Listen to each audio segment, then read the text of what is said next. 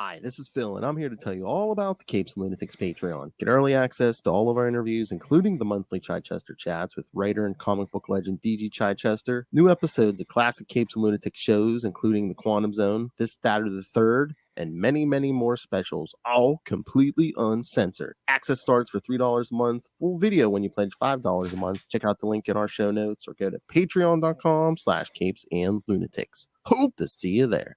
This is Brian Edward Hill, and you're listening to the Capes and Lunatics podcast.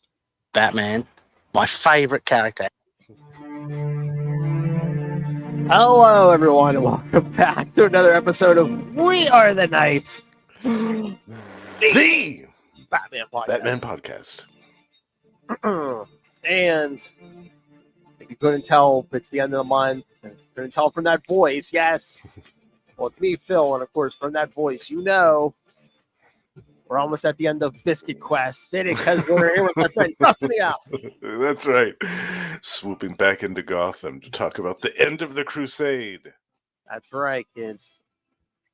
Knightquest comes to an end here as we cover Detective Comics 674, Batman 508, Shadow of the Bat 28, Detective Comics 675, and Robin number 7. Yes, we have quite a feast tonight. As the Crusade and the Search collide.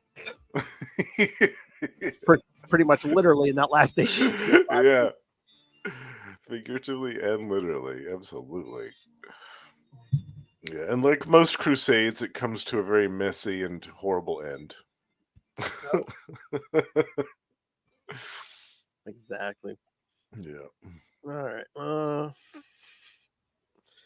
right. So yeah, we got a lot of issues. So should we just dive in? Yes. Sorry, I think we should. Pulling this up on the app here. Yes, kids, because tonight we will start with Detective Comics 674. Yes. Yeah. All right.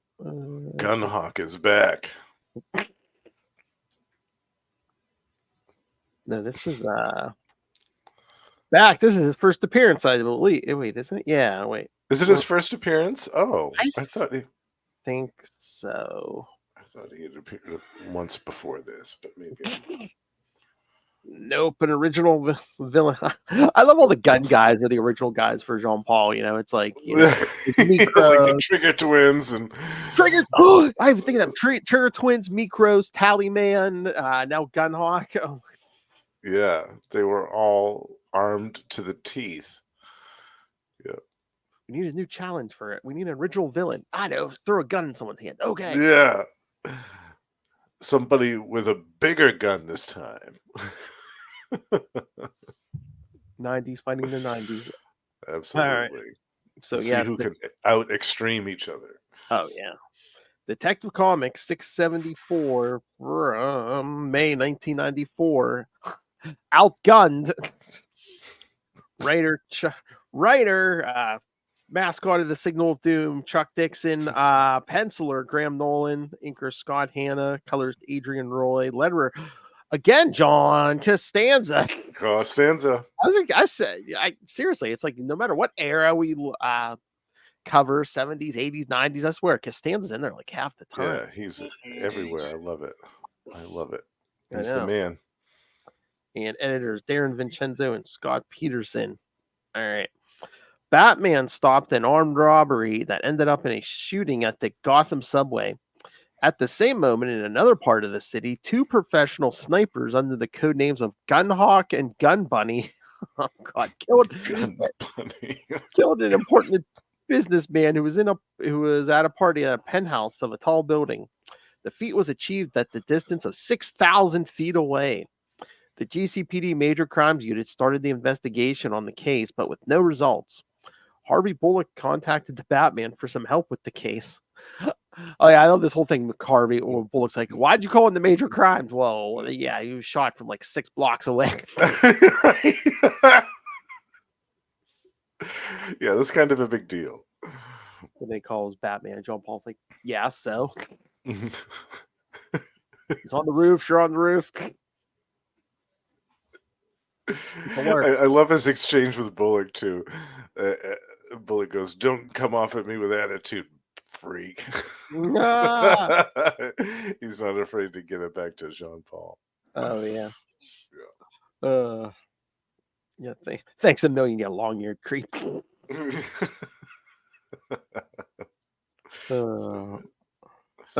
Sometime later at their cottage hideout, Gunhawk and Bunny celebrate their success on their errand. Gunhawk learned of a unique firearm that was to be displayed at an exhibition back in Gotham, so he convinces Bunny to go and take the one-of-a-kind weapon. Batman interrogates the host of the party and learns he made the arrangement for the killing of Renfrew Talmadge. He also told Batman the code name of the sniper, Gunhawk. Batman goes back to the cave, and with the help of the Batcomputer, he discovers the identity of Gunhawk. Batman was also able to deduce where Gunhawk would be. The sniper couple arrive at the expo and start shooting it up when they retrieve the special gun. Batman arrives and knocks the two snipers to the ground. Gunhawk starts to shoot at Batman with his new special gun. It was so potent that Batman was outgunned.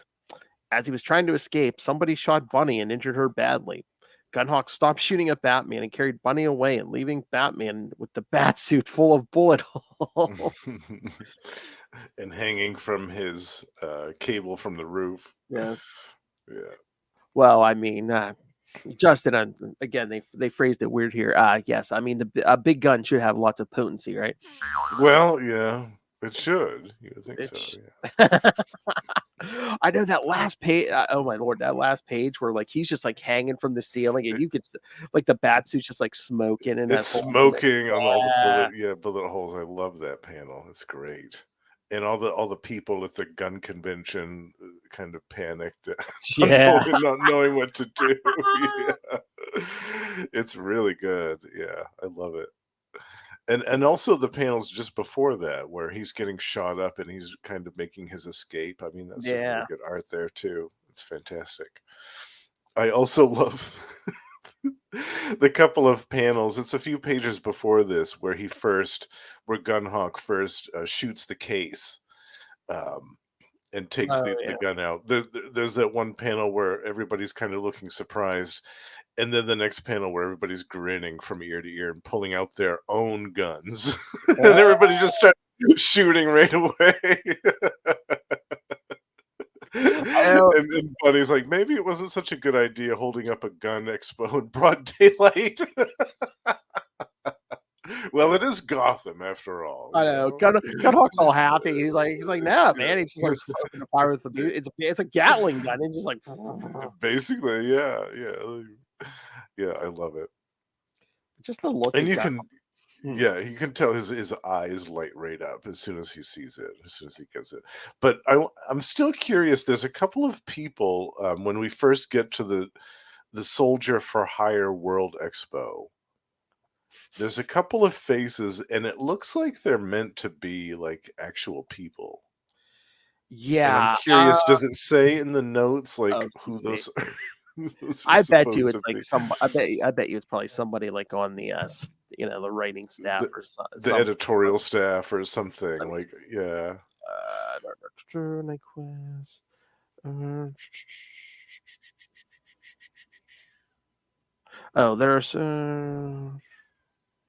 There are several references as newspaper headlines or street names to some DC characters as Superman and the Joker, as well as some references to Batman artists and editors, specifically Dennis O'Neil, Scott Peterson, Bill Finger, among others. So, I don't know, maybe some of those people in the crowd might be created, but it's not saying. Okay. But the security guards, Chick and Wilbur, are named after characters played by Bud Abbott and Lou Costello in the 1948 film Abbott and Costello Meet Frankenstein. Yes, I recognize those. Yeah. But that first panel where we first see it says, "Welcome to the '94 Soldier for Hire World Expo." Yeah. There's a couple of guys there, and they look like they're supposed to be like real people, and I'm just curious as to who they're supposed to be. Yeah. What did you think of this one, Phil? I mean, I liked it. Again, it's like I said, it's just ridiculousness of like the '90s battling the '90s here. Totally. And Gunhawk, like he with an obsession over big giant guns and trophies and stuff like that. Like this man, like, is dealing with definitely a 3-inch penis at best. or like he's dealing with severe premature ejaculation issues like this. To have a fetish over giant guns like that, and just this uber alpha male image, total preemie or total 2-inch brother. Yeah, absolutely. Who, Gunhawk? I mean, you couldn't read that from that Cyclops visor he's wearing. That too. The Cyclops visor just screams dickhead. And the American flag bandana. I mean, Oh God.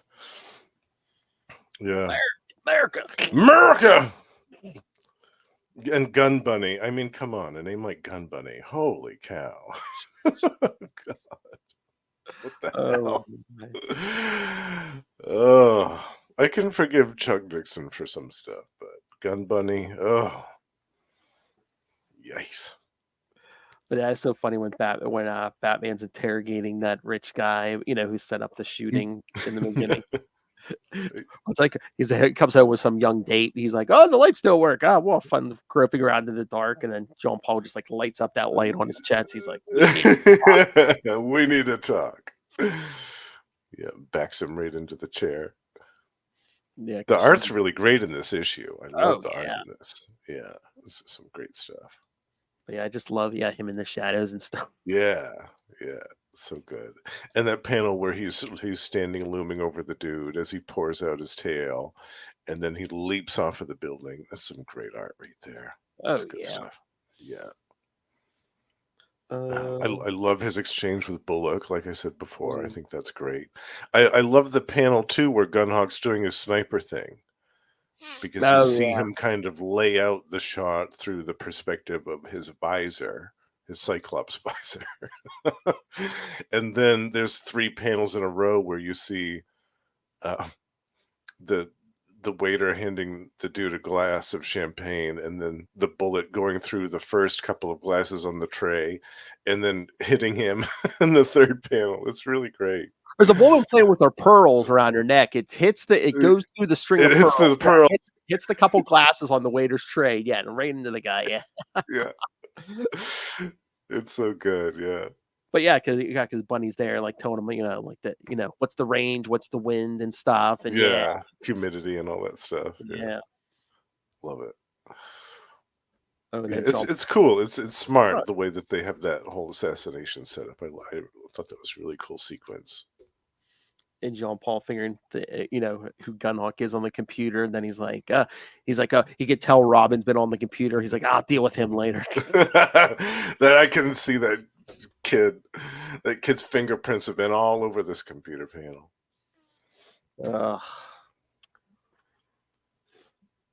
And I love there's so much going on in Gotham. It's like we're gonna jump to Batman, then Shadow, then we'll get back to Detective and Gun. Yes, there's a lot that happens in between all this stuff. Oh yeah, Jean Paul Valley had a busy weekend. Not to mention the greatest defeat of his career as Batman, but we'll get to that eventually. That's so funny. Like when he originally jumps down and he knocks Gunhawk in the bunny and stuff.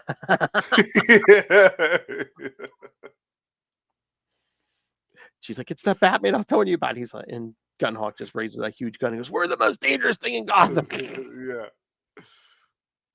He riddles his armor full of bullets. Yeah. All right. Should we get to the Batman issue? Yes. Been months in the making here. Finally gonna put this Abattoir thing to bed. Yeah. This was the one I was talking about. I think this is Jean Paul's greatest defeat right here. Yeah. Batman. Yep. Batman 508 from June 1994. Mortal Remains by writer Doug Mensch, penciler Mike Manley, inker Joe Rubenstein, colorist Adrian Roy, letterer Ken Brzezinski, and editors Jordan B. Gorfinkel and Dennis O'Neill. Batman was racing. This first page still lives in my head 30 years later. Oh, when he's racing down it's really great, isn't it? Yeah. Yeah. Because I can almost recite a word for word. Because he's sitting there and he's thinking, Gunhawk and Abattoir are still out there, and it's like Gunhawk and wait, because he's got a mat on for Abattoir. Yeah. He almost runs And that he woman. knows He runs so. almost runs that woman over because he's doing like 65 down a street. Would have killed me in a Gotham second, she says. I know. So Batman was racing through the streets of Gotham in the Batmobile, deciding whether to follow Gunhawk or start looking for Abattoir. He decided Abattoir was more important and Gunhawk can wait. Meanwhile, Abattoir is at his hideout, an abandoned warehouse where he held his cousin Graham Etchinson, as he is slowly suffering in the torture/killing machine of Abattoir's own devising. In the Batcave, speaking of, Robin used the Batcomputer to discover some information on Abattoir's whereabouts. He hacked into the municipal tax records and found a list of real estate properties of Henry Etchinson. The same information was given to Batman by Etchinson's lawyer, and he was already headed to the most probable hideout. Okay, this seemed kind of inconsistent to me. Like in the detective issue, John Paul used the computer to figure out who Gunhawk is. But in this issue, instead of using the computer like Robin did, he went to the lawyer. It was like, give me a list of all his properties. Yeah, that is kind of weird, right? Which we saw at the end of the the ballistic thing. But yeah, It was kind of strange. I thought Yeah. that was weird too. yeah. Sometimes it's like, oh, he's smart enough to use this computer. Because wasn't that what he was going to college for? I can't remember. I thought it was like computers. I think so. Yeah, it was some type of computer sciences stuff, if I remember right, from that first miniseries. Yeah. So I Yeah. mean, it's one thing if you want to say, oh, he's not interested or he's not smart enough to do the detective work, but it's like he knows how to use a computer. Yeah, absolutely. And when you have a massive supercomputer like that at your disposal, why wouldn't you use it when you have an opportunity or when you have a need? Yeah. I mean, he knows how to work that computer when it's time to look up Catwoman pictures. Absolutely. Yeah, all the detailed files on Catwoman are easily brought up at his fingertips. Yeah, I mean, he found out her measurements, everything. It's like, Yeah. The Jim Ballant measurements, no less.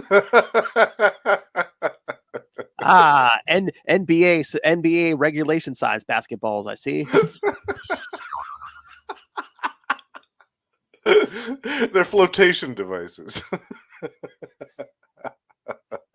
In case of a landing in the Gotham River. Right. Cats hate water. Batman was about to enter the warehouse to check on it when Abattoir stepped outside and both faced each other as they engaged in combat. Overwhelmed by Batman's strength and gadgets, Abattoir runs towards a nearby foundry and Batman follows with no hurry.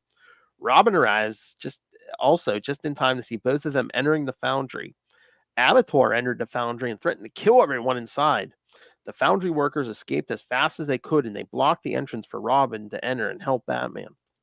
Abattoir is about to kill a man when Batman stops him. They retake their fight as Abattoir looks for higher ground with Batman following him. The killer throws a spanner at Batman, but he dodged it and tackled Abattoir. Batman used his bat line to reach a catwalk, but Abattoir was left hanging from a chain over an arc furnace that contained hot molten metal. Batman started to have hallucinations with Saint Dumbass and Azrael and couldn't decide what to do with the killer, so he just leaves him there. Robin enters the foundry just to watch Abattoir falling to his death into the arc furnace. The ultimate burn. Yeah. Ouch. 2 hours later in the Batcave, Jean-Paul Valley was tormented by pain coming from inside his head, marking the breaking of the man's sanity as he passed out. While in the abandoned warehouse, Graham Etchinson dies as a result of the automatic mechanism of the machine. So I was trying to figure. So do you think Jean Paul's feeling all that pain in his head because he was like fighting the programming of because he heard his father saying kill him and Saint Dumbass saying no, save him and stuff, and he's just like, no, I'm not going to listen to either of you. So it just kind of like broke him. Yeah, I think so. Yeah, he had these two warring sides of his psyche, almost two different, parts of his brain that were at war with, or almost like Moon Knight's DID. That is kind of like a mirror image of that, almost like a different side of that. Like there was some type of internal struggle going on. It almost seems like the system was giving him two choices, and he said no to both. So it kind of like broke his mind. Yeah, exactly. which obviously doesn't have anything to do with DID. But yeah, I think that he had basically a mental breakdown. Oh yeah. Yeah, total mental breakdown after that I don't think because he was in the best way before, and then it's just saying no to both those visions. Yeah, just kind of. that just pushed him over the edge. Oh yeah. Yeah. Because we Yeah. see him pass out in the Batcave at the same time that Graham Etchison dies. Mm-hmm.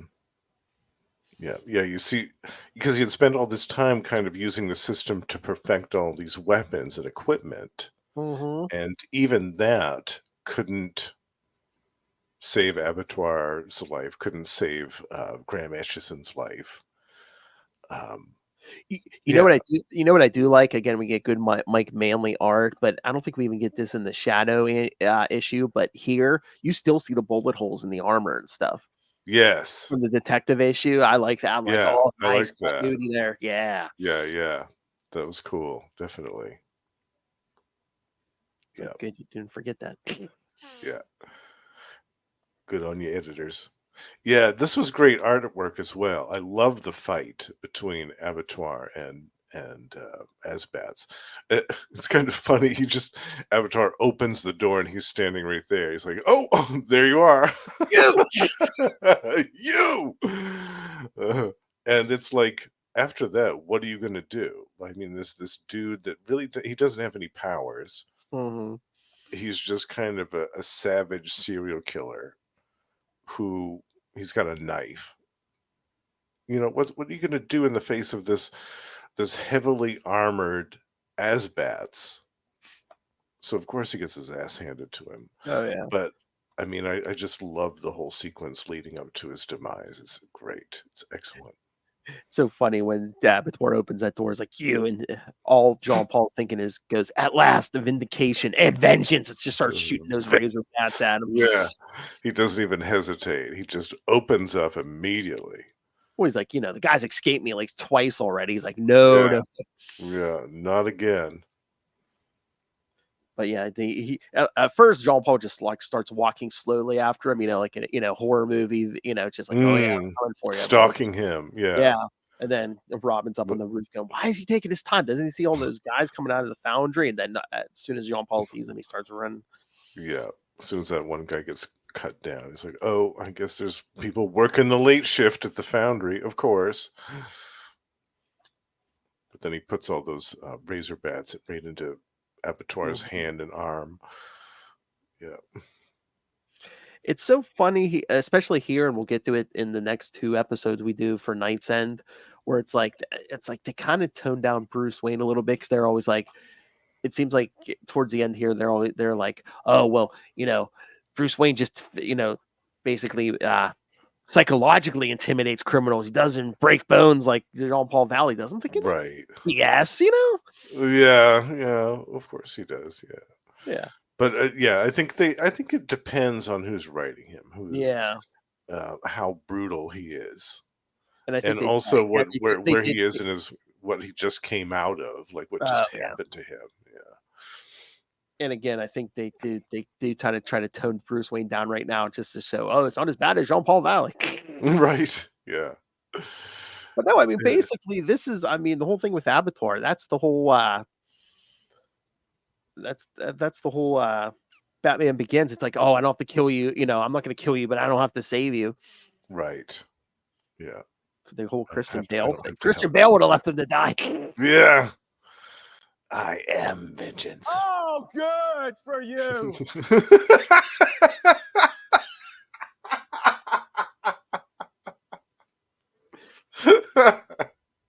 Walking through, just da-da-da-da-da. Come to think of it, Christian Bale would make a great Abattoir.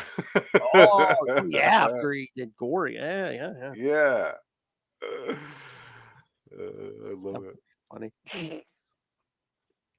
I also love that part where he picks up that giant, looks like a giant wrench or something, and hurls it at Asbats. Yeah. And John Ball says, do it, take your best swing. He goes, but it won't matter. You're already dead. You're already dead. Yeah. That's so great. Yeah, he's not messing around anymore. So it almost seems like he's already made up his mind, because he tells him, yeah, you're already dead. Yeah. because he's hanging on that chain, and it looks like he's he has the arm out. He's like, do I fire some razor bats or do I fire a line? And that's when the two ghosts show up. Yeah. Yeah. The struggle. And I like the sequence with that too, because the colors, it's really cool. Like that magenta color with the orange, kind of like the glow of the orange from the foundry in the background. It's really cool. It's kind of a it's a nice juxtaposition of colors on the page. And of course, Robin's finally here, so we can witness it, the whole thing go down. He did it. Stop confusing me. Yeah, but Jean Paul like freaks out and then passes out in the cave, and then Graham Etchison. We got the last. That's nasty. Wait, I know. Slowly, the torture device is nasty. Mm-hmm. Poor guy. Yikes! What did he do to deserve that? Damn. Yep. And then you see that last page where Jean Paul just passes out, just collapses, just laying there in the cave. Yeah. His brain is just shuts down. Yeah, it's definitely what I would consider to be his greatest defeat as Batman. Is this moment? This is his darkest moment where he totally failed. This is a total failure, because he should have shot the line out and rescued Abattoir and beat the hell out of him until he told him where Graham Etchison was. Oh yeah, definitely, yeah, because that he would have. I mean, if he had started bending his fingers backwards or horribly torturing him in some horrible manner, eventually Abattoir would have broken down. And he would have confessed. He would have said where Graham was. And maybe at that point, Graham would have been, definitely wounded by this thing. But they still might have been able to save him. Yeah. Do a blood transfusion and save his life or whatever. Yeah, this is definitely his greatest failure. Oh, hello, Noel. Bat ring. Hey, Noel. Bat ring. Well, yeah. Well, I think Jean Paul's so far around the bend at this point where it's like it's not anything that he's brutal. Again, we see in this issue he doesn't care about innocent people. It's Graham Etchison's the furthest thing from his mind. It's just I'm going to stop Abattoir no matter what. He's obsessed at this point with stopping Abattoir, and like when he almost runs that woman over. yeah. In a Gotham second. But like almost 30 years later, that first page still lives in my head. Yeah, I love that page. Yeah. It's some great art from Mike Manley and Joe Rubenstein did the inks on this.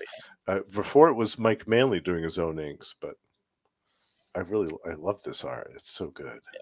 And like I said, just they remember the bullet holes from the detective issue, especially when they do the up and stuff. Of the helmet. Yeah, it's all cracked. The big bullet hole in it. Yeah. And some great consistency there. I love that. Noel says French O-ring. French O-ring. Exotic. Oh. Yeah. Yeah, see? Yeah, America. Yeah. Justin likes those French biscuits. Yeah, see? Yeah, see? America. Those Atlantean biscuits. Whoa! My favorite biscuit. All right. So should we get to the next issue? Yes. All right. So we're gonna get to the Shadow of the Bat issue, kids. Here where. And this was my first time reading this one. Oh, really? I missed the Shadow of the Bat issue, so this was a first time read for me. I really enjoyed this one. Yeah. Yeah. All right. So Batman, Shadow of the Bat, number 28 from June 1994. Commissioner Gordon, The Long Dark Night. Sounds like it's porn or something. Jeez. My Night with Catwoman, The Long Dark Night. Jean Paul, jeez. Yeah. Writer Alan Grant, penciler Brett Blevins, inker Bob Smith, colorist Adrian Roy, letterer Todd Klein, and editors Jordan B. Gorfinkel and Dennis O'Neill. Batman let Abattoir die. Well, we saw that. He doesn't feel good nor bad about it. He feels righteous. The Gotham City Police Department is looking for Abattoir's hostage, Graham Etchison, as they already know about Abattoir's death. As the police continue their search, a street gang is planning an attack on a fancy restaurant that night. That's what? No, it says that there's a few restaurants. Then they pick a street. They're like, yeah, we'll organize wilding. Yeah. Mm-hmm. They will ask protection money from the other restaurants in the city. Okay, and the other restaurants in the city. At twilight, Detective Bullock and Detective Montoya have searched all possible locations except for an abandoned warehouse. They enter the warehouse to find Etchison's lifeless body and Abattoir's torture machine. They let Commissioner Gordon know about it, and he hurries to activate the bat signal. Batman arrives at the GCPD rooftop, and Gordon tells him that he already knows he isn't the original Batman and demands a reckoning of Batman's actions that cost an innocent man's life. Batman tells Gordon that he will do whatever is necessary to cleanse the city and complete his crusade. After Batman leaves, Gordon, feeling wrathful, destroys the bat signal with his gun.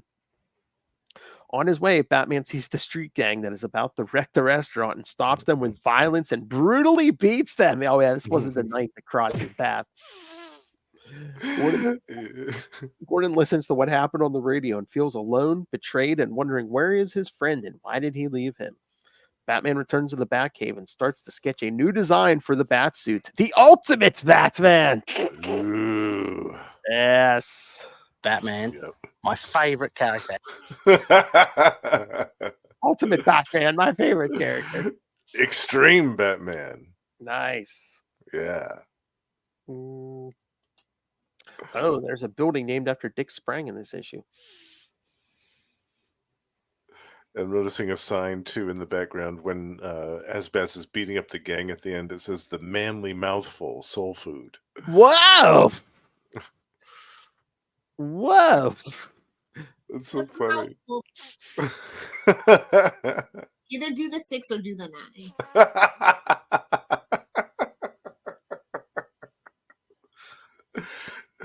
I love it. It must be fun to be an artist, man. You get Oh, all God, yeah. kinds of little Easter eggs and stuff. Yeah. Have fun with it. All right. So, what you think of 28th, especially since this was your first time? reading it? Yeah, this somehow I missed this one. I don't know why I missed this one when it first came out, but it was cool to see kind of like the epilogue of what happened in the Batman issue where they discover Graham's body. Mhm. That whole sequence was pretty cool, and in the very beginning when Jean-Paul was going through his computer and marking off everybody, he's like, "Oh, Abattoir, dead." Yeah. Everybody else, Blackgate, at large, dead. You know, that was great. He took some great Prison Hospital. Prison hospital, yeah. In Traction, yeah. I bet that the Joker still being at large burned his ass. I bet Oh, that really yeah. bothered him. Because he Yeah. captured him. He handed him to the cops. Remember? He Yes. rolled out of that ambulance. Yeah. But and I bet that if he had continued after this, after these issues, if he had been allowed to continue, I bet he would have gone after the Joker, because I bet that would have gnawed away at him. I bet. Oh, yeah. Yeah, definitely. Yeah, I like the subplot too with the gang that were doing the organized wilding, which is kind of a funny oxymoron. But yeah, because this could have been just a throwaway issue where the main focus of it was Jim Gordon finding out about what happened to Abattoir and Graham Etchison and lighting up the bat signal and just waiting, and then having that big epic confrontation on the rooftop, which I thought was the best part of the issue. I loved it. Oh, yeah. Especially when Jim swings at him. It's like, does human life mean nothing to you? Cold, calculating, and he swings at him. I love that, because that's Jim Gordon in a nutshell right there. Knowing that this man is an imposter of a role in which he had built a friendship and a camaraderie and all this stuff over decades with this other person, or at least over a few years, in comic book years. Yeah, because I mean, they'll show later after Knightsend too. Like Gordon feels betrayed that Bruce didn't tell him, oh hey, or any of them didn't tell him there was a fill-in and stuff. Yeah, That's true. And in hindsight, he should have he should have been told that. Oh yeah. Robin should have gone to him after it happened, and it should have been like, listen, you've got to promise me that you won't tell anybody, but you've got to be aware that there's somebody else in the role, and he's a different person. Well, it's like they'd even do that after, like Prodigal comes up after 0 Hour where Dick Grayson takes over for like 2-3 months. And it's like, I'm like, Right. I don't know why they just don't go, he doesn't go to him and say, Commissioner, it's all right this time. It's me, Nightwing, okay? Nightwing, yeah, you know me. Yeah, right. We've worked You know me together since for I've been years. like 12. Yeah, no, Right. everything's Yeah. fine. Yeah. And I mean, to his credit, Jim Gordon should recognize the voice and be like, Oh, yeah. okay, that's not the regular Batman voice. That sounds more like Nightwing. Well, but he yeah, even says during Prodigal, he's like, "You're shorter than the original yeah, guy," and yeah. Yeah, different body type. Yeah, Jim Gordon's not stupid. I mean, he can figure that. And right from the beginning of this Knightquest, he had a suspicion. He knew, he was like, this is a different person. Like, why would he wear this armor? Why would he do this? Yeah, he knew from the beginning. He just needed the confirmation. I think at first it was like, oh, did he get injured during the thing with Bane, which he did, but it was like, does he need this armor because he's injured or something? But yeah, the minute he's shooting all those razor bats, he should have known it was Bruce. Yeah. Yeah. He just wanted to believe that it was still Batman. The Batman that he'd known all these years. He still wanted to believe it was still him. But yeah, but Gordon even says, he's like, put that aside. He's like, with him dead, we didn't find Graham Etchison in time. Yeah. Because he said from Montoya's report, he was in a homemade torture machine. Death must have taken several hours and caused intense pain. Yeah, because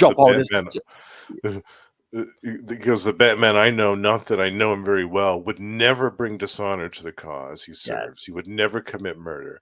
And as Bat says, you're implying I would, and Jim says, I'm saying you have. You left him to die. Yeah. But I love when he's just talking about the torture device. There's just a panel of Jean Paul just standing there silent. And the next thing he's saying is, and what's your point? So what's your point? And Jean Paul's just like, what? So one man died. He's like, weigh that against the 25 Abattoir already killed and how many more he's going to kill.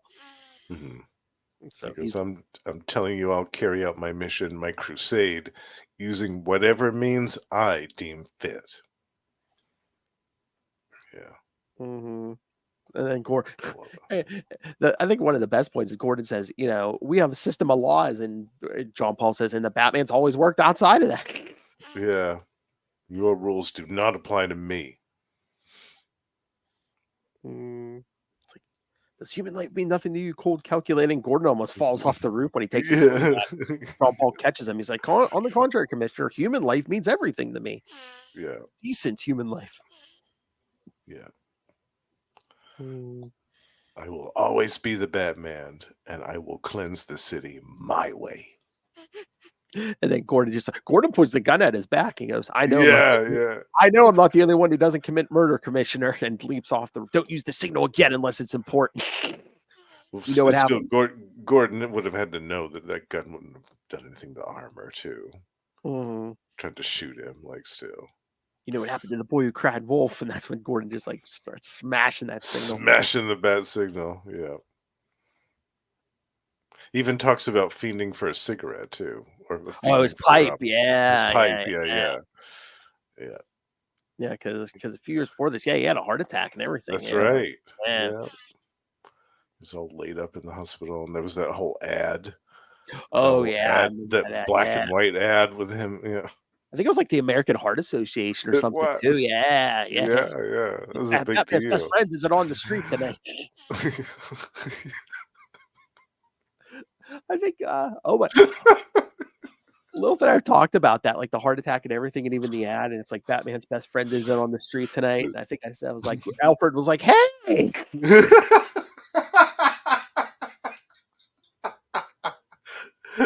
What am I, chopped liver?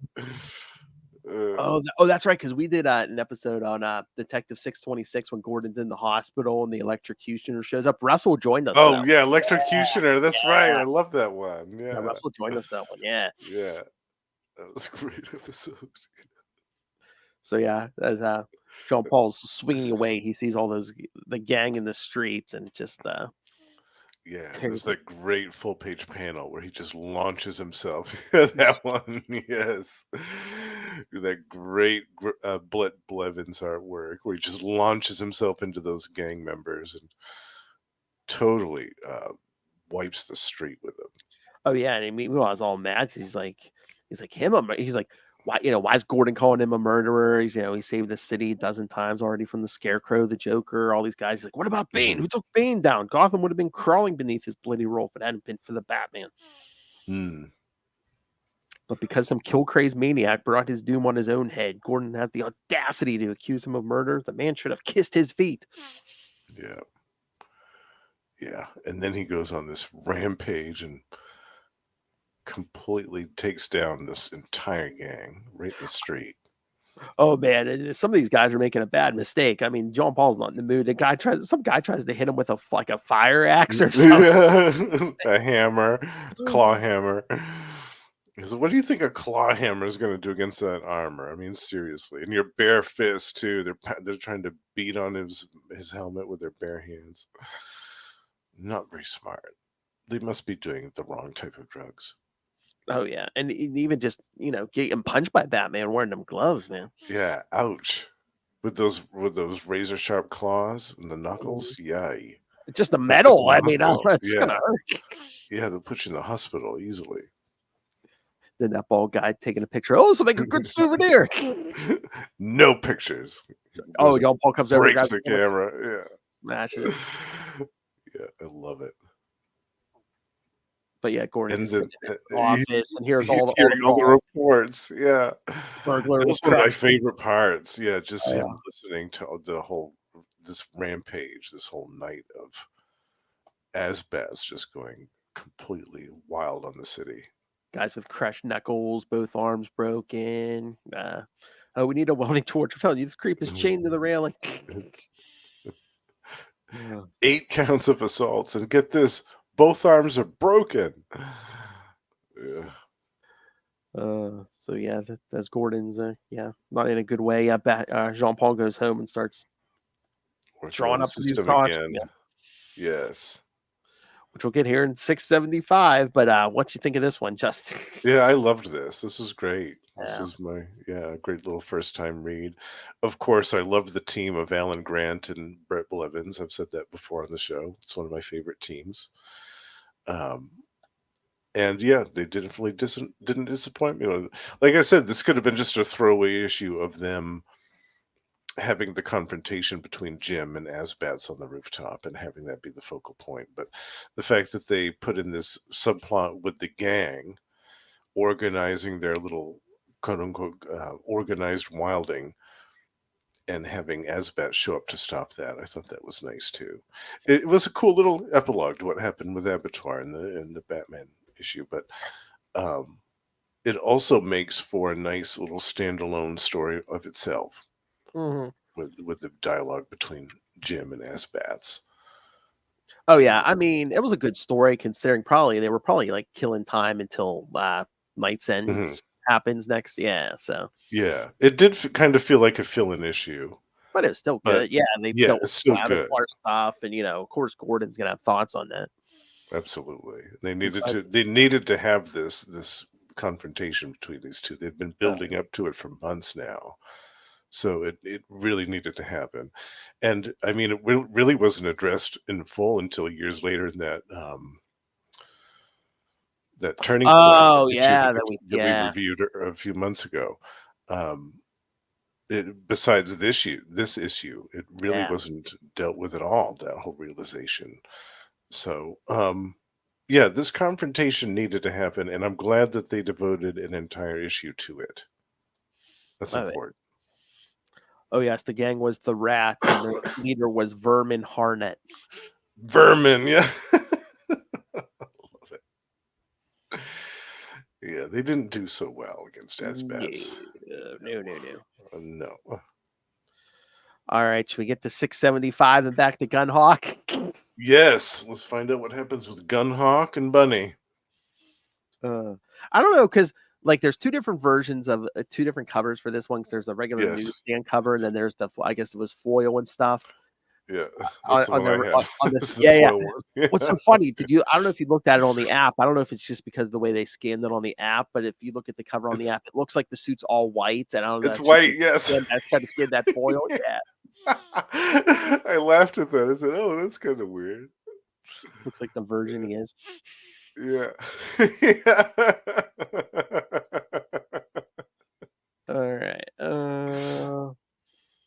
So yes, Detective Comics 675 from June 1994 again. Midnight Duel by writer Chuck Dixon, Graham Nolan, Scott Hanna, Adrian Rowley, John Costanza, Scott Peterson, and Darren Vincenzo. Yeah, so the same team as last time. Same team. Yeah.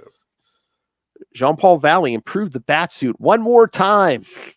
This time he made it I thought it was bulletproof. He made it bulletproof, changed the cape for some metal ailerons, and added a flamethrower and made their shrinking projectile gun a full automatic weapon. Oh, that's the thing. I think he's carrying like a thing on his back. It holds like 2,000 of those things. Yeah, it's like a bandolier. There's bandoliers of them leading from his Yeah, back. there's like a big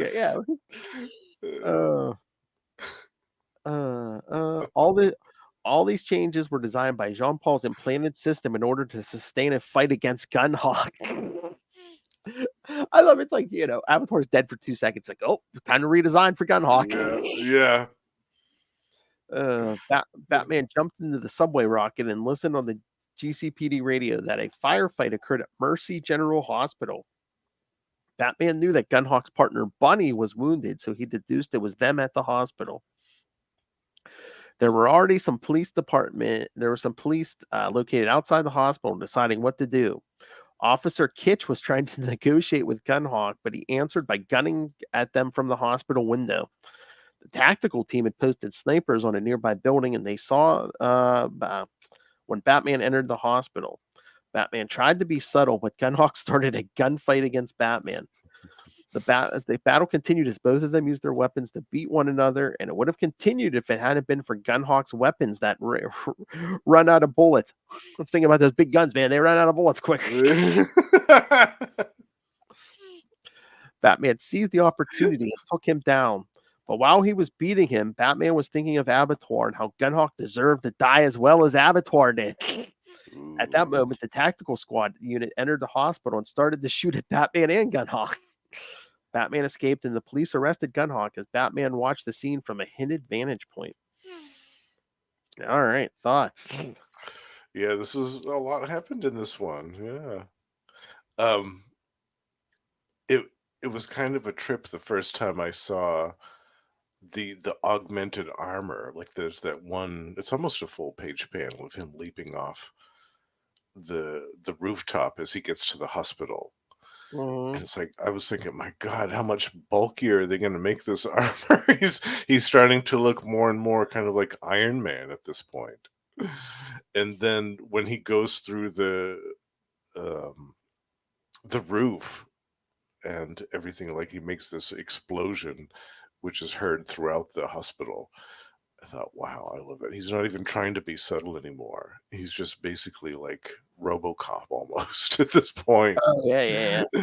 And the bandoliers of bat blades coming out of his back and into the gauntlets. I thought, wow, this is crazy. This is so extreme. You know what's funny? I don't think I ever noticed this. I just saw the notes. And the minute I say it, you'll be like, oh, yeah. I never noticed this in all these years, I don't think. He thinks a lot of stuff, but Jean-Paul doesn't utter one word in this issue. Oh, interesting. Yeah. You see his thoughts, but yeah, he actually doesn't say a single word. Oh, yeah, you're right. Yeah. No, you're absolutely right. He doesn't say anything. It's all internal dialogue. And there's that great full panel page at the end. The Oh, very end yeah. issue of him kind of crouching up in Oh, yeah. the rafters. Yeah. Just listening to Bullock and Montoya. I love that. Yeah, it's so good. But it's funny because that one scene, I guess the hospital's been mostly evacuated, but Gunhawk sees someone laid on a bed, tries to grab a hostage, and it's a CPR. The CPR dummy. Oops. Yeah, he's not the smartest bean. Yeah. Then once he realizes a mistake, he tries to pull out that big gun, and then it's like out of bullets. Like, oh, Out of bullets. Uh. Yep. That's the thing with a big giant gun like that. You've got to have a break in between before it's useful again. That's what he's thinking. Oh, he's just like Abattoir. Yeah. So yeah, Gunhawk would be dead if the cops hadn't come in and started shooting. Yeah, him. he was beating the hell out of him with those gauntlets. He would have beat him to death, absolutely. So yeah, again, I don't think I ever realized that, but yeah, even the whole fight with Gunhawk one-on-one, he doesn't utter a word. Yeah, he doesn't say anything. Yeah. I mean, you would think there would have at least been a line from Gunhawk or something, be like, "Why don't you say something?" Yeah. Why are you so silent? Yeah. Or why so serious? Why so serious?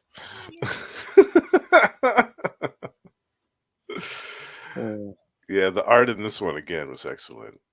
Graham Nolan, great stuff. Yeah. And yeah, I'm not the biggest fan of Gunhawk. I mean, whatever, another gun-toting villain. But it was a cool villain to see go up against the upgraded Asbats, definitely. You can see why the system kind of took over when you have a villain like that has an armament like that. The system kind of took over and said, well, you need to make your armor bigger than, tougher than, and bigger guns to combat this and that type of stuff. You could see the system at work, constantly upgrading and augmenting the armor, the batsuit. It's so funny. I mean, you said he's looking more and more like Iron Man. And some of these panels I'm looking at, I mean, the Graham Nolan art is beautiful, but I'm just like, man, he almost looks like the tiniest Transformer or something, you know? Oh yeah, Transformer too, yeah. It almost looks like Soundwave's little brother or something. With the visor. Yeah. And there's no mouth without the head.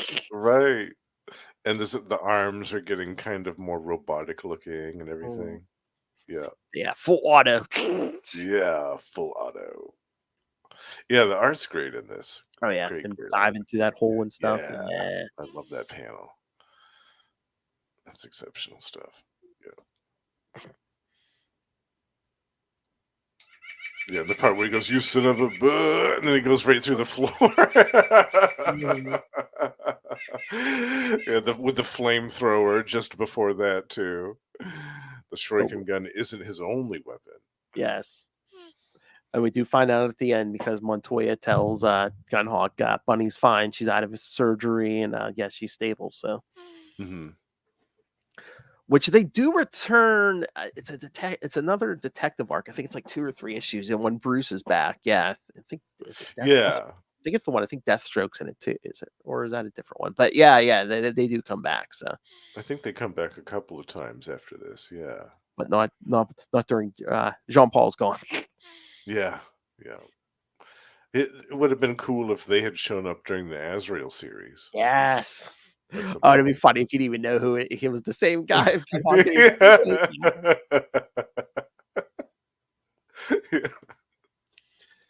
Yeah, because I mean, Jean Paul spent some of the series in Gotham, not the whole time, but it's like some of the, you would think they would have tried to, bring back Gunhawk or Mikros or somebody, somebody. Yeah.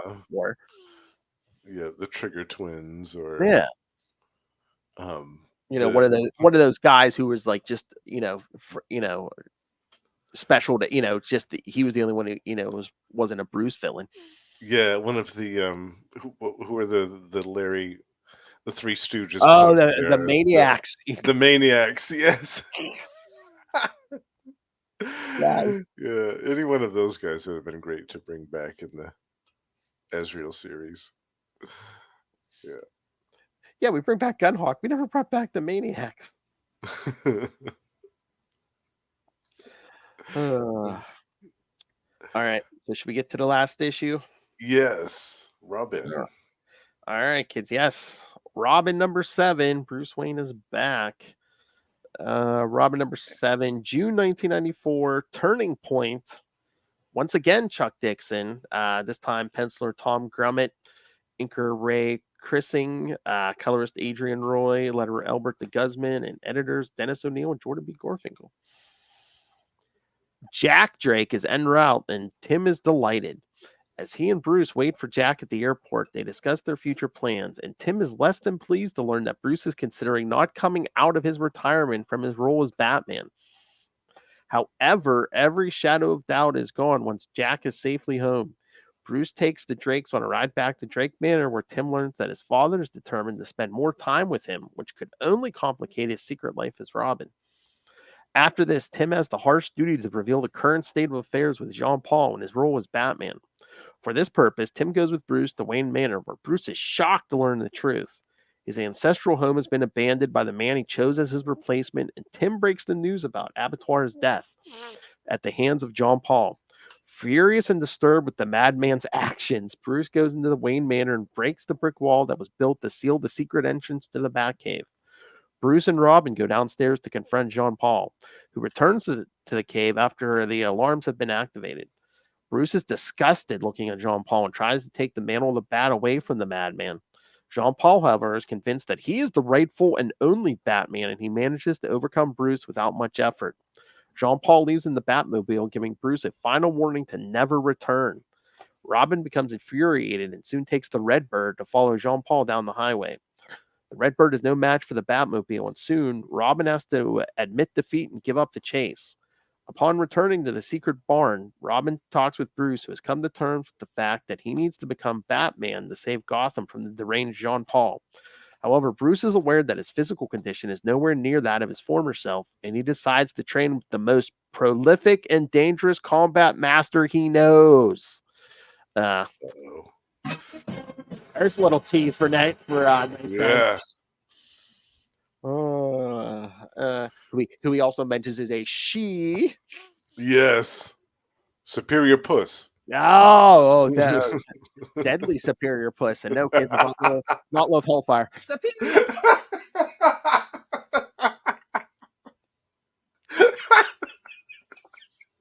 With this resolution, Robin finds peace knowing that the rightful Batman will claim his place in Gotham. All right, kids, that's the end of Knightquest. That's it. With this, Knightquest is officially over. Any notes? Okay, no. The only thing the guy at the airport was holding a sign that said "C. Kent," so Clark Kent. Oh, nice. Yeah. All right. So yeah, thoughts, Justin? I love this one. I love this whole early Robin stuff. Oh yeah. Yeah, Tom Grummett's one of my favorite artists, and oh yeah, I love him on this. The Superman stuff. Superboy, yeah, Superman, yeah. It's just he's fantastic. He also did with Kurt Busiek a great and very short-lived team book called The Power Company for DC. I've sampled a little of that. Yeah. That's really good. That's one of my hidden gems that I like to recommend to people. But yeah, I love the confrontation between Bruce and Asbats in this, where Asbats just says, "What are you doing here, Wayne?" Oh, that is funny when they see him come walking in, and Tim's like, "Tell me this isn't weird for Bruce." Yeah, absolutely. Seeing that shadow coming in, yeah, it's got to be. And then he says, "Look at you! Look at what you've become. You've become a monster." Yeah, it's great. Jean-Paul, you have a valid reason for coming here. Yeah, it's great. They have a great little fight. But still, what did Bruce really think that he was going to do? Just kind of waltz in and just demand that he give the mantle back and expect that this man who was already responsible for the things that, and he believes obviously what Robin tells him about Abattoir and all this other stuff. I mean, at the point where, like, Bane broke his back, at that point, I think you might have been able to talk Jean-Paul off the ledge, but I don't know if Bruce realizes how far around the bend Jean-Paul's become. Mm-hmm. I think he thought he was just going to intimidate him. I don't know, but physically he's no match for him at this point. Yeah. I don't understand what his expectation was. And also, like when he was talking about talking to Tim Yeah. and kind of almost putting some blame on Tim's shoulder, like, why didn't you do something? You were supposed to handle my problems. And Tim's like, but I'm not you. I tried going up against him and he nearly killed me. He's like, I'm just a kid. What do you want me to do? I know. That's what I said. It's like I- 14 or 15. I'm like, oh, okay, yeah, you want me to go up against a trained assassin? Okay. Yeah, after like already almost getting murdered by Bane and a bunch of other people, you want me to go up against this guy? Uh, no, he should have. What Bruce should have done is gotten Nightwing to come in Mhm. and monitor what happened with Asbats instead of Tim, and just said, Tim, you just do your Robin thing and do what you've been doing, but I'm going to have Dick come in and monitor this guy from a distance and Well, make sure that he doesn't go crazy or abuse this role or whatever else. Yeah. well, that's the thing. There's another ironically enough, it's in another issue. Robin at the end, the Prodigal, where Dick Grayson has a confrontation with Bruce Wayne. He's like, "Why did you pick this maniac to be Batman and not me?" Yeah, exactly. It wasn't like he wasn't available. No, You I know, mean, he wasn't off world doing a bunch of no, stuff with the Titans. He wasn't, fighting no, Trigon.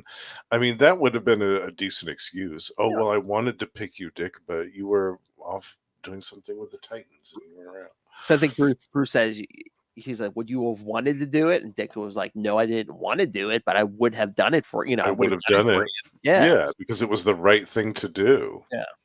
Yeah. Absolutely. Yeah. So that whole dialogue still bugs me with Yeah. Bruce. It's like, you were supposed to handle my problems. Are you kidding me? This 14-year-old kid's going to handle your problems, Bruce? You can barely handle your problems. You can ask Tim Drake to do it for you. Oh, man. Somebody's got some high expectations, I should say. I don't know. I think again, he's still in Ugh. shock of discovering everything and just everything that happened during the search. I don't know. I guess maybe Bruce isn't Yeah, in a good place either. Yeah. that's true. Oh, Yeah. and Alfred's left him. Yeah. So Yeah. Alfred's off. Dr. Plot Resolver's off on married off on the home in the Bahamas, wherever he put her. Yeah. yeah. And then I guess he was just mad that what he did, how he treated Bruce. But I'm like, okay, so Tim has already made the statement. He's like, "What did you want me to do? He almost killed me." But meanwhile, at the end of this, Tim's running off to try to chase down Jean Paul. Oh, yeah, I love Like, that. what was Tim gonna do if he caught him? Well, to me that made sense because it's like this is how a kid would handle that Yeah, situation. he is a teenager. Like, He is. Yeah. I'm not gonna let you have the last word, you son of a bitch. You come in here and throw your weight around with Bruce, like you're not gonna get away with this. Like to me, that's how a 14-year-old like would handle that situation, especially when they have a car like the Redbird yeah. that is capable of catching up with the Batmobile. I mean, it's not gonna outrun it or overpower it, but it can definitely catch up to it at least. And he tries to run it off the road.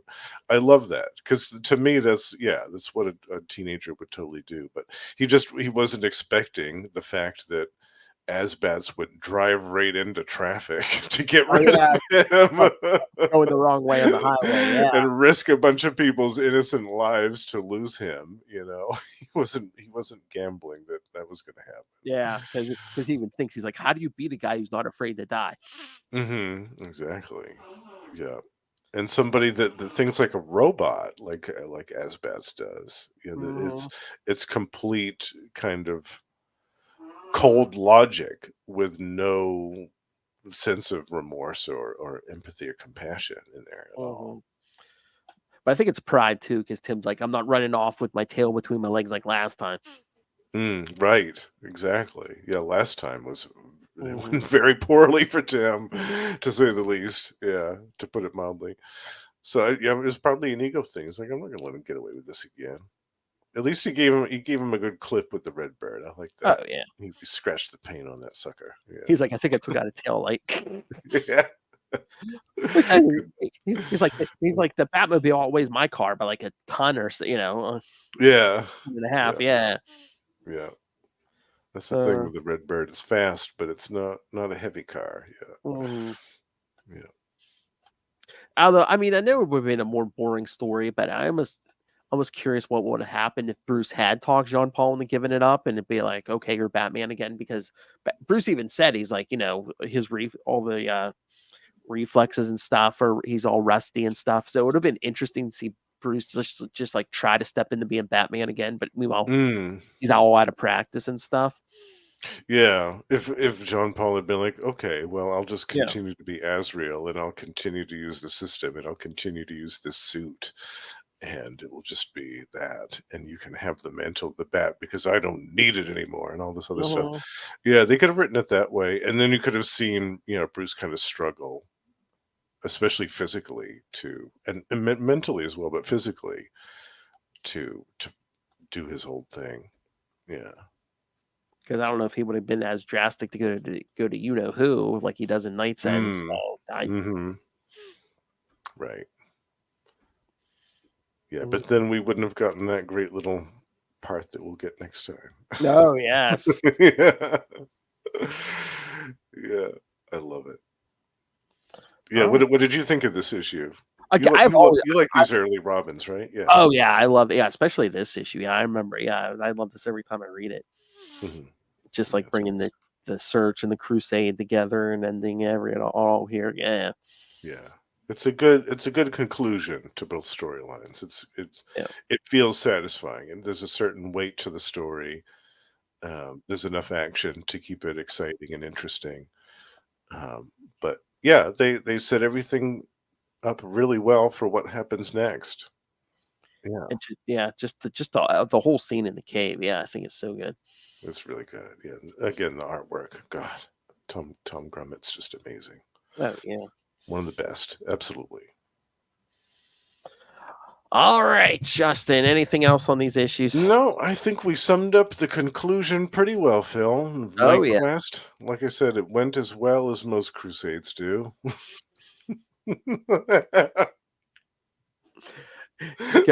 Went as well as any Holy Crusade goes. Exactly. Yeah. Yeah. Yeah, I think you're right there.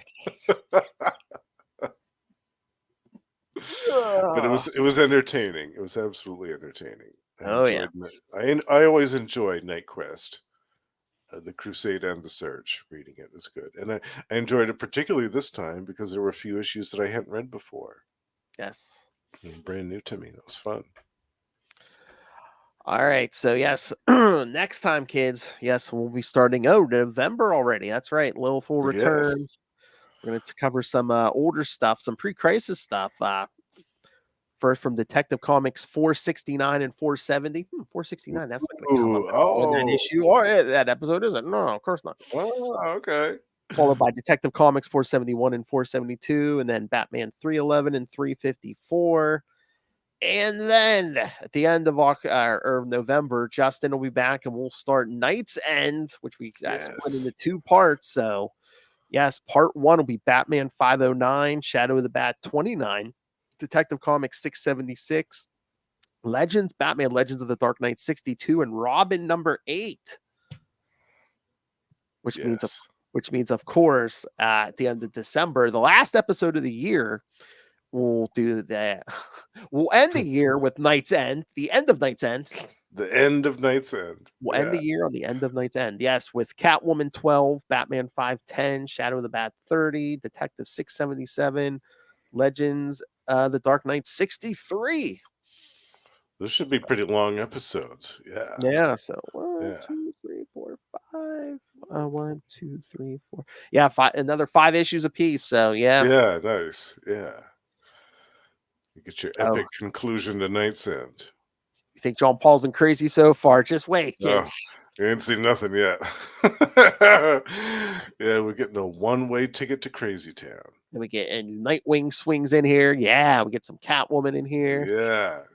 Oh, I love it. I love it when Nightwing and Azabat duke it out. Oh, yes. Parts.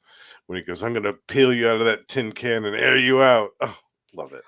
Oh, yeah, we'll get more into that the next 2 times. Yes. But that's another one of my big what ifs. I'm like, what if Dick would have taken him down? Yeah. Yeah, what if Dick would have been the one to take him down and not Bruce? Yeah, that would have been a big deal. Absolutely. Like Bruce been like, okay, Dick, you're Batman now. He's like, no, I don't want it. Another thing I wondered about too was after Tim goes to Dick. I mean, we'll get to that point in the next issue, but next episode. But Dick should have called up Corey Starfire and be like, listen, there's this guy and he's really heavily armored, and I just want you to kind of hover in the distance just in case it goes poorly. And if he beats up me and Tim pretty badly, I just want you to light him up. Just give him a couple blasts and then we'll finish him off. Yeah, but in his defense, I think it's after Titans 100, and a lot of the Titans are in a good place at that point. Oh, that's true. Yeah, she might not have been around. But I thought about that at the time. I was like, why didn't he just ask for Starfire to come and help him? I don't know. I mean, they all know that big blue mullet. Why didn't they call him? Yeah, that's true too. That would have taken him all of 30 seconds to handle. Exactly. Yeah. All right, kids. So send us all your thoughts on all those. Email us capesandlunatics@gmail.com or call the voicemail 614-382-2737. That's 614-38-CAPES. And remember, you can find all things Capes and Lunatics, episodes, social media, merchandise, the Patreon, where again, who knows what you'll find. Drunken Lilith Hellfire, Sober Lilith Hellfire. Every once in a while, you get an episode without Lilith Hellfire. Yes. Our episode on Scream Queens is up now for October, and I believe I saw Justin. Did you listen to that? I'm listening tonight. Actually, I'm listening nice. Tonight. Yeah, I'm really excited for it. Yeah. I was gonna say I thought I saw a view on the secret YouTube link, but maybe that was Ray. Maybe. So again, join the Patreon elite like Justin and Russell and Ray and Moz. And again, you can make requests for what you want to hear on the Patreon, because again, it's completely uncensored. Yeah, you never know what you're going to hear, and you get all the access to all the old stuff from last year and the years before that, with the worst superhero movie brackets, which are also very entertaining. Yes, yeah, go listen to those. I mean, pour my blood and sweat and my sanity into those. So should listen to those. The Vengeful Lilith Hellfire made me do that all year. All right, so find it all at tubespace.io/Capes and Lunatics Podcast Network. That's tubespace.io/Capes and Lunatics Podcast Network. All right, and as for the Angel of Biscuits here, again, you can hear him at the end of every month right here, talking Jean-Paul Valley. You can hear him twice a month on Electric Mullet, the Superman podcast. Speaking of Mullet. I can hear him every week over on Capes and Lunatics on Marvel Tales every week with me. We talk something different Marvel every time. So that's right. And of course, once a month, you can hear right on this feed here, me, him, and Justin talk all about the new Energon universe from Image Comics, especially the Transformers. So yes, go jump on board. Only one episode's out so far, so it's very exciting. Very early to jump on that, but like one of these characters with 4 books a month, you can keep. There's more. It's a place you can catch them. So, Justin, where else can they catch you? Even more, if you want to hear even more of my voice every month, you can find me over at Gamma Charge, the strongest podcast there is with Russell. Twice a month, we talk about the Incredible Hulk. Also, over on Predator and Prey, the Yocha podcast, Russell and I are joined by Ray and Sparky, and we talk about Fox's Predator in comic books, movies, action figures, and more. And also, Russell and I co-host Gone the Form of Man, the Etrigan podcast, where we are going back to Jack Kirby's DC 1970s series of The Demon, and covering that in full and all of his 1970s appearances. And last but not least, the Lost Library of Legends. When this episode comes out, there should be a brand new episode available. I actually worked on it a little bit today, so it should be all ready by the time that this comes out, hopefully. Scream at!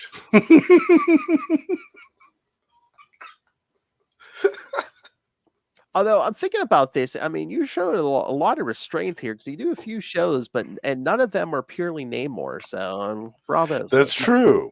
That's true. I'm I'm one of these days I'm going to work my way up to that. But that's a daunting task because that man has so many appearances. It's like, where do you begin? God. I mean, you can always jump around. You don't have to do chronologically. That's true. That's true. Although I guess that would be kind of hard. Just an hour of look at that speed. Oh yeah.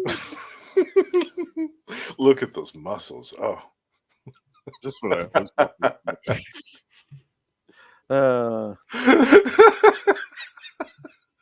I would be frequently distracted throughout the course of every episode. Let's put it that way. Talking about meat of the sea is so natural for Justin. Talking about meat is so natural for Lilith. The beef of the sea. Tapping my way downtown. Hey, that ocean water. It's so salty.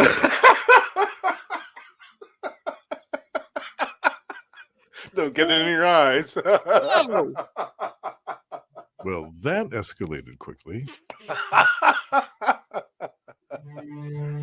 All right, kids. Thank you for joining us. Yes, thank you for joining us for the entirety of Knightquest. Thank you for giving us your full attention and putting down the Marvel snap. That's right. That's right. All right, so yes, kids. Next episode, Will Hellfire returns. So beware. Detective Comics 469 and 470. So I wonder what jokes are coming out of that. Nice. That's going to be a good one.